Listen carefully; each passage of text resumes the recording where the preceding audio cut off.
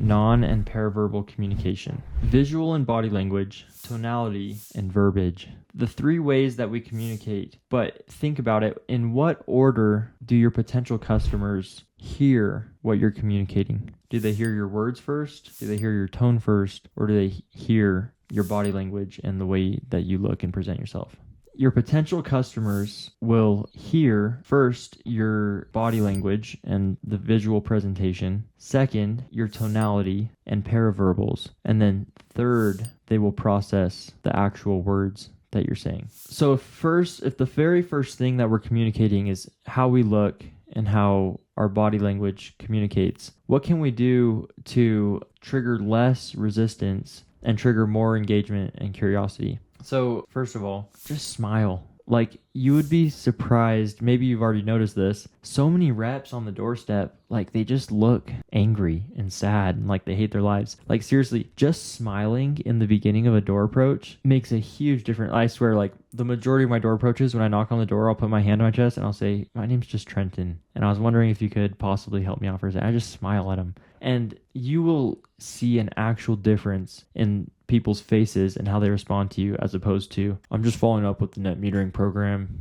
Has to do with your meter. It's important. I'm going to force something on you that you don't want forced." Like, dude, smile at people. That's huge. But then, like, how are you dressing? Are you dressing like a sales bro? Do you look like a solar salesperson?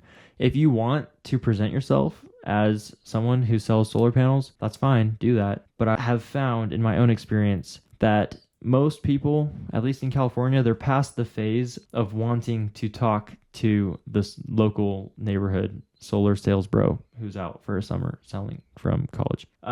So how are you dressing, right? Like, dress like you're a project manager for the neighborhood, for construction projects, for helping people install on-site generation equipment. No logos, Carhartt pants. I rock the hat with the bomber glasses, work gloves. Jeremy Miner talks about tape measure on the hip. Like, whatever it is, right? Like, keyring on your belt loop. Don't look like a sales bro, or you're going to get put in the sales bro bucket. Now, your body language, I knock on the door, right? We're standing farther back than you think you need to.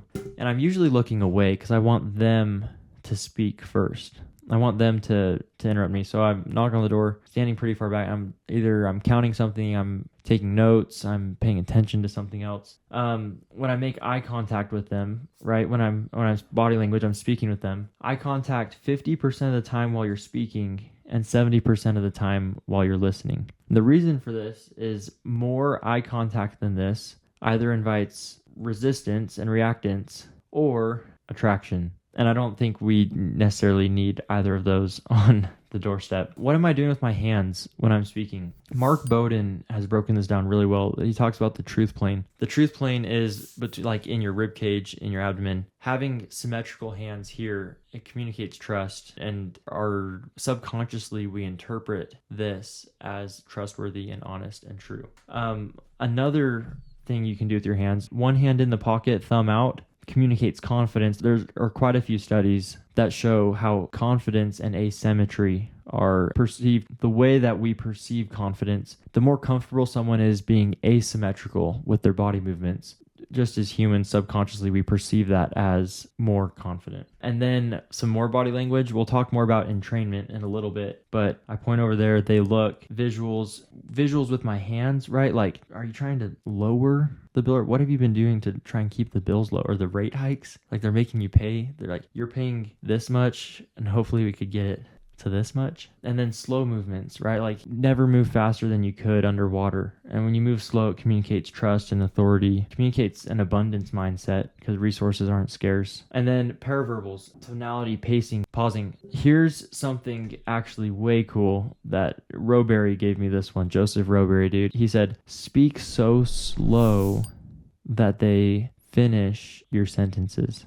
And even if they're not finishing them verbally, maybe they're finishing them mentally. And when you do that, it communicates just you're composed, you're conversational, you're an authority because you're comfortable. You're just completely comfortable sitting in the pocket. And then your tonality, people say, what's the best tonality? Dude, the best tonality is like a real one. Like being like completely confident and comfortable, charismatic and conversational, and just speaking like a normal person would speak to another person. When a homeowner offers some sort of resistance, they shut you down. Composure is one of the biggest things. And composure is really, it's reflecting your body language, right? Like if shoulders go up, oh, like I'm losing, oh, I'm like freaking out, right? Like losing composure, fast movements, lack of composure. In your tonality, you're pacing, you're pausing, like nothing can shake your composure. If they shake your composure, you lose. You shrink, you lose. It's game over. Joseph Roberry, dude, he said you got to be a cucumber in a bowl of hot sauce. And that visual just sticks with me, dude. Like I need to get a cucumber and put it in a bowl of hot sauce because they're spitting the hot sauce and you're cool as a cucumber and it can't shake you. Your confidence, your authority, your status, it stays high because you know who you are. You're totally comfortable sitting there and you don't get defensive. You don't get butthurt. And so some people, they ask, right, like, how do I develop this composure? Exposure